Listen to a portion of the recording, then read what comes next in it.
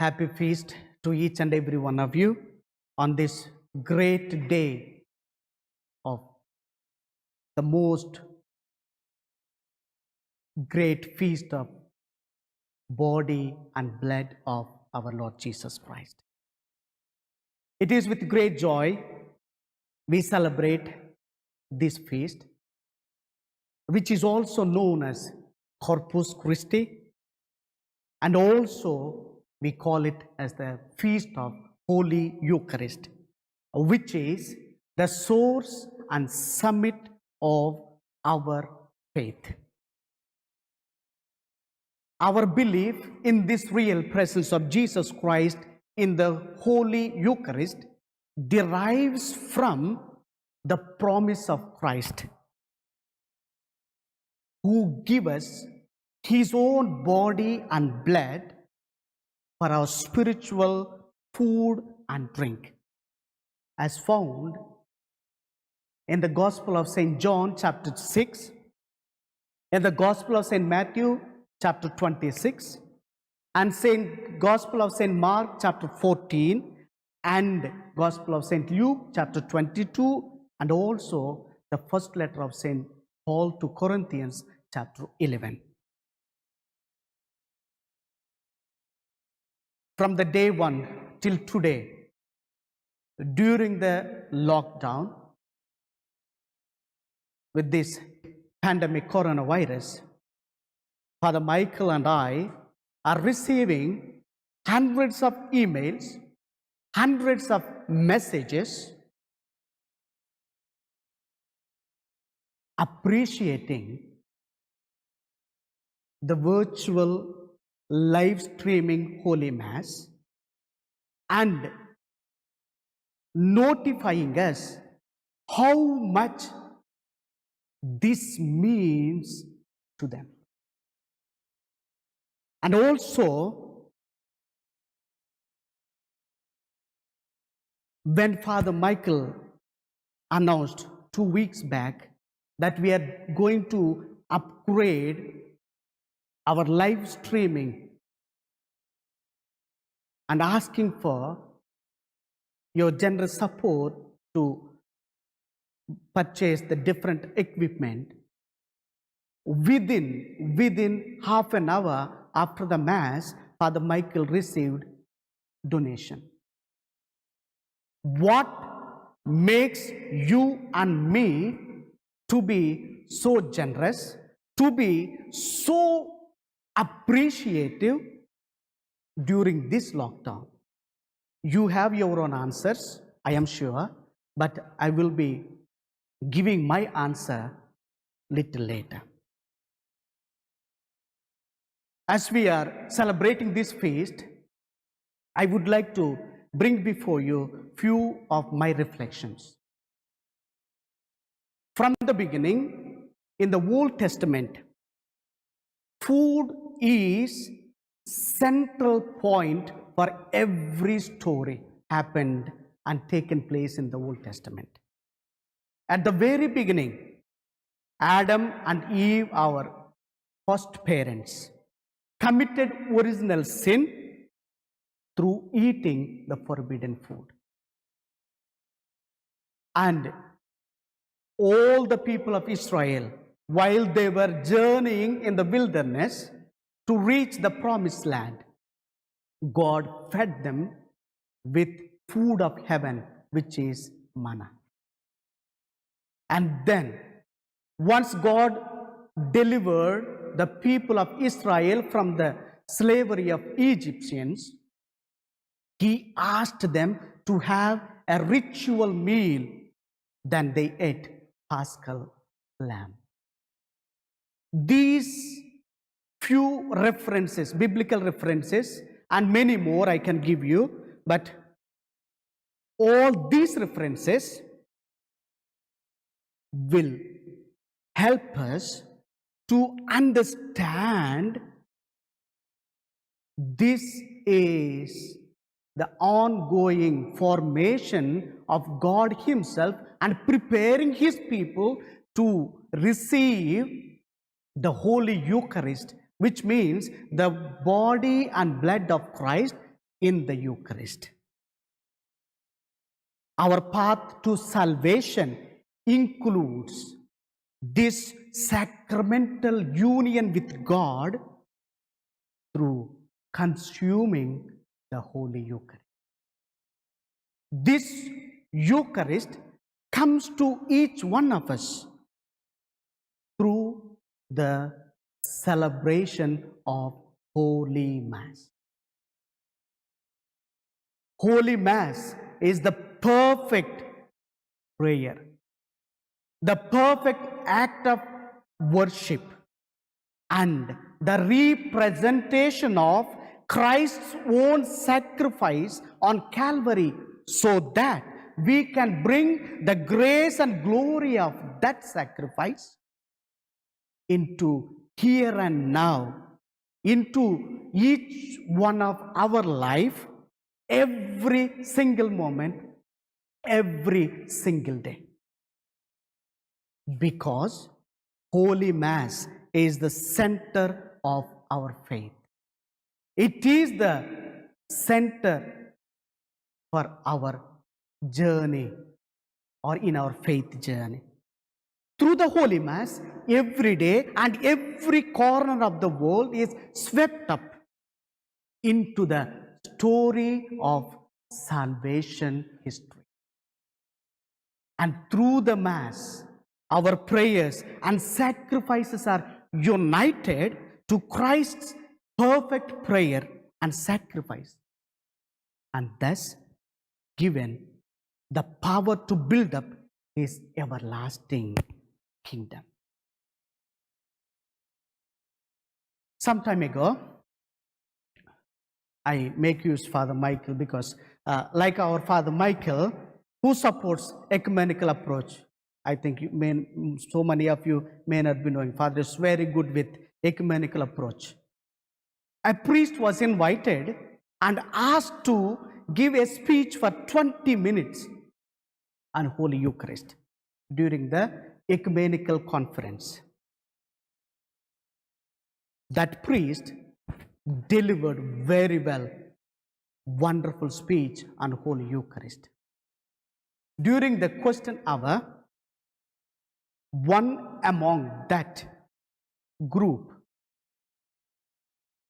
stood up and started asking few questions. The first one, is it possible for bread and wine to become the body and blood of Christ? That priest, who knew very well how to make these religious truths to come to life, just looked at him calmly and just started giving answer. My dear brother, you have grown somewhat since you were a child and have more flesh and blood than you had then. Surely, if a human body can change food and drink into flesh and blood, God also can do it too. This is his answer. Then the second one, but how? Encountered this heckler. Is it possible for Christ to be present in his entirety in a small host? Is it possible? My brothers and sisters, again, this priest was so calm and quiet. Then he looked up to the sky and down at the street where they were sitting and answered. This city scene and the sky above, it is something immense, while your eye is very small. Yet your eye in itself contains the whole picture. When you consider this, it won't seem impossible for my Christ to be present in his entirety in this tiny host. One more, the heckler attacked. How then? Is it possible for the same body and of Christ to be present in all the churches at the same time? The third question. The priest answered. In a large mirror, you see your image reflected but once. When you break the mirror into 1,000 pieces, you see the same image of yourself in each of the 1,000 fragments. If such things occur in everyday life, why should it be impossible for the body of Christ to be present in many places? Just tell me what is not possible for my Jesus. Yes, my brothers and sisters, I am coming to the point now. Why every one of us are appreciating this live streaming mass? Why are you sending so many emails to Father Michael? And why every one of us are really wanted to come back to the church? We are calling it as we are going to open our churches for personal prayer. It is not that. It is more than personal prayer. Why you are appreciating is my answer. I have been working on this from 3 nights. Really, I am not able to sleep. It is disturbing me. And I have been preparing this homily from 2 weeks. You can see how many homilies I have been changing. 1, 2, 3, 4, 5. Because in my sincerity, I can say, you and me are able to appreciate, even though we are not able to have that person-to-person contact in the church, even though you are not able to receive this small host, consecrated host, the body of Jesus, into your mouth, still there's something special. You know why? You have made place for in your. You have set apart some time for Jesus, even though this is difficult. And as a whole family, you sat in front of the TV to participate in the Holy Mass. It is not because Father Michael and I were celebrating these Masses.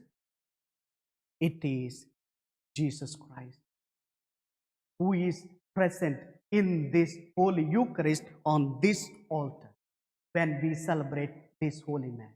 When priest invites the Spirit of the Lord to come upon this bread and wine and transform the body and blood of Christ, truly, substantially, and really, Jesus is coming on this altar, my brothers and sisters. And He is present here. That's why we are really desperate to come back to the church. Meet Jesus personally, who is in the tabernacle. That's what in the first reading, Moses was talking with the people of Israel. Remember your 40 years of journey in wilderness. God fed you, protected you, taken care of you. You know what the word Moses was using? A wonderful word. To humble you. To humble you. Which means if you and me become humble, or make ourselves available to the Lord, then He starts working in your life and in my life. And through this Holy Eucharist, God is uniting Himself with us. So today, my brothers and sisters, Jesus invites us. Whoever eats my body and drink my blood has eternal life. And whoever eats my flesh and drinks my blood remains in me, and I in him. When we eat same bread, when we receive the precious blood of Jesus from same chalice, then we are invited to live that brotherly unity or sisterly unity together. This is the important or ultimate purpose of Holy Eucharist. Unity with Jesus, unity among one another. So today, my brothers and sisters, as we celebrate this great feast of faith, let us worship what St. Thomas Aquinas did not hesitate to call the greatest miracle that Christ ever worked on earth. My body. And there is no one to say how many tabernacles are there in the world. In every corner of the world, through that tabernacle, He is with us, waiting to accompany us and to be available so that we can come to Him in the Eucharist and open our hearts. He is drawing whole world into His sacred heart through His silent, respectful, loving, generous presence in countless tabernacles throughout the world. In every tabernacle in the world, Jesus Christ is present. Within the Eucharist, the same Jesus Christ who suffered, died, rose for each and every one of us. Please pause for a second for a small prayer.